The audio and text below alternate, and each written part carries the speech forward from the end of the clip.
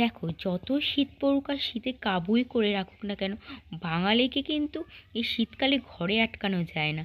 কারণ তাদের মন সবসময় ছুটে থাকে মানে বাইরে ঘুরতে যাওয়ার দিকে। তো তেমনই আমরাও চলে গেছিলাম কোন্নগর বইমেলায়।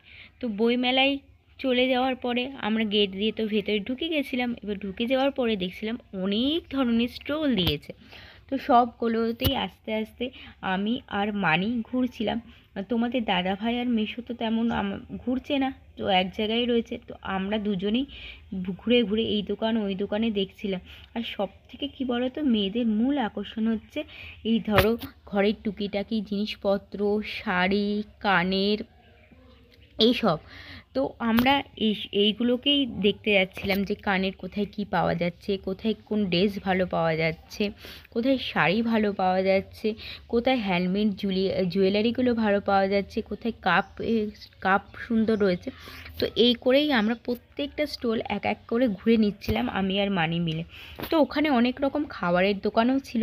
সব থেকে মূল আকর্ষণ ছিল হচ্ছে ওখানে ইনস্ট্যান্ট তোমার পিঠে বানিয়ে দিচ্ছিল। যেমন তোমার গরম গরম পাটিসাপটা ছিল, চুষি পিঠে ছিল, দুধ পুলি ছিল, ভাপা পিঠে ছিল, মানে ভ্যারাইটিস রকমের পিঠে ছিল।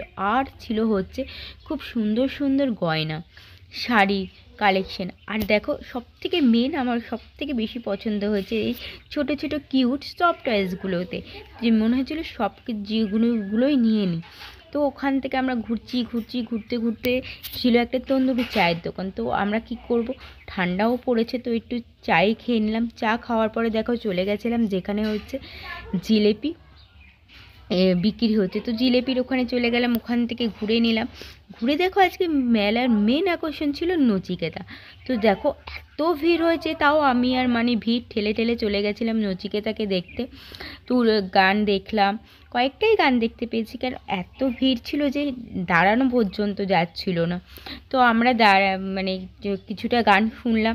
শোনার পরে কিছু ক্যাত মারলাম, ক্যাত মেরে ছবি তুললাম। ছবি তুলে চলে গেলাম একটু বইয়ের দোকানে। তো একটা বইয়ের ওপর তো আকর্ষণ থাকে না, ছোটোবেলার গল্পগুলো চোখের সামনে আবার দেখতে পাচ্ছি। তো মনে হচ্ছিলো সব কিছুই কিনে নিই, কিন্তু না, হাতে টাইম কম ছিল, বাড়ি ফিরতে হতো। তো বেশি কিছু বই কেনা গেল না আর দেখাও গেল না। তারপরে আমরা এই বইয়ের স্টল থেকে চলে এসেছিলাম গুটি গুটি পায়ে বাড়িতে।